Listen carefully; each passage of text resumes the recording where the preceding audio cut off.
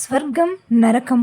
మనిషి భూమిపైన చేసిన పాపాలకు మరణించిన తరువాత యమలోకంలోని నరకానికి వెళ్ళి శిక్షలు అనుభవిస్తారని అంటూ ఉంటారు. అయితే ఆ విషయం భూలోకంలో ఉన్న వారికి ఎలా తెలుస్తుంది అంటే దానికి పద్మపురాణంలో ఒక కథ ఉంది. పద్మపురాణంలో కొంతమంది స్త్రీలు యమలోకానికి వెళ్ళి తిరిగి భూలోకానికి వచ్చి చెప్పిన విషయాలు ఇవి.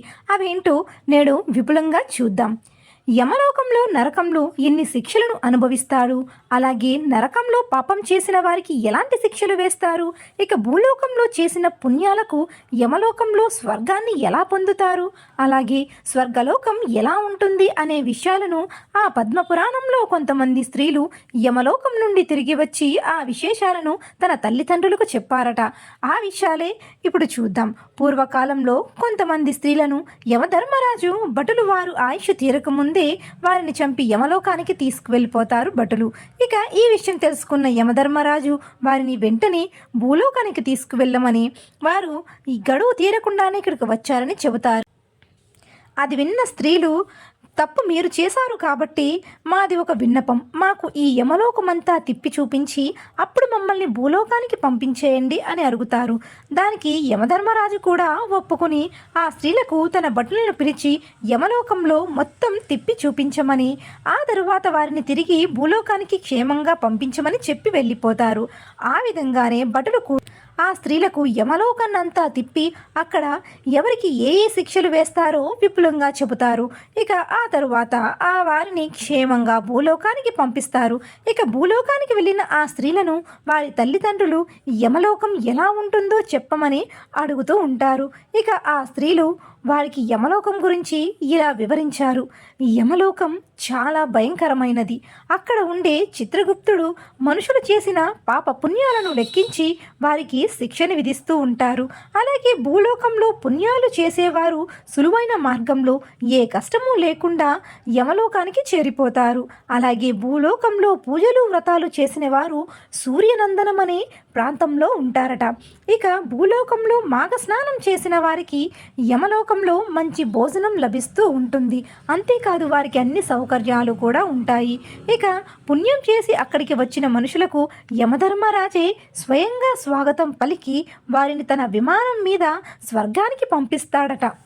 అంతేకాదు స్వర్గం చూడటానికి ఎంతో బాగుంటుంది. అక్కడ అన్ని సౌకర్యాలు ఉంటాయి. భూలోకంలో పాపాలు చేసిన వారు దక్షిణ మార్గం ద్వారా యమలోకానికి వెళతారు. అలాగే భూలోకంలో పాపం చేసిన వారికి ఈ యమలోకానికి వెళ్ళే దారిలో కూడా ఎన్నో అడ్డంకులు ముళ్ళు ఉంటాయి. అలాగే పెద్ద పెద్ద రాళ్ల మీద నుంచి కూడా వెళ్ళాలట. ఇక నిప్పుల మీద నుంచి కూడా నడవాలి.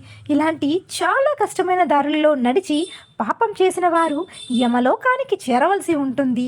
ఇలా యమలోకానికి వెళ్ళే దారిలో ఒక్కొక్కసారి వేడి నీటిలో నడవాలి. అలాగే ఇలా నడిచేటప్పుడు వీరిపై ఆయుధాల వర్షం కూడా కురిపిస్తారు. ఇక ఈ ఆయుధాల వర్షం కారణంగా కింద నడిచే పాపులకు గాయాలతో మొత్తం రక్తమయం అయిపోతుంది. ఇక అదే సమయంలో పైనుండి ఉప్పుతో వర్షాన్ని కూడా కురిపిస్తారు. ఇక భూమి మీద పాపం చేసేవారు వెళ్ళే దారిలో ఒక్కొక్కసారి చల్లని గాలులు, ఇక ఒక్కొక్కసారి విపరీతమైన వేడి గాలులు వేస్తాయి. ఇలాంటి ఎన్నో బాధలు భరించి వారు యమలోకానికి వెళ్ళవలసి ఉంటుంది. ఇక అక్కడికి వెళ్ళిన పాపులను యమధర్మరాజు తన భటులతో చెప్పి వారి పాపాలను బట్టి వాటిని శిక్షిస్తారట. ఇలా అన్ని బాధలు పడుతున్న వారిని వారి చేతులను వెనక్కి కట్టి వారి కాళ్ళకి పెద్ద పెద్ద బరువైన బండరాలను కడతారట. ఇలాంటి అనేకమైన బాధలను పాపం చేసిన వారు నరకంలో అనుభవిస్తారు. అలాగే యమలోకం లో ఉండే పాపాత్ములకు భోజనం అస్సలు పెట్టరు. అలాగే తాగడానికి పచ్చి మంచినీళ్లు కూడా ఇవ్వరట. అలా భూలోకంలో పాపం చేసిన వారు యమలోకంలో ఆకలి దప్పికలతో నరకాన్ని అనుభవిస్తారు. ఇక భూమిపైన స్వార్థంతో పనులు చేసిన వారు యమలోకంలో విపరీతమైన ఎండను అలాగైనే విపరీతమైన చలిని అనుభవించేలా చేస్తారట.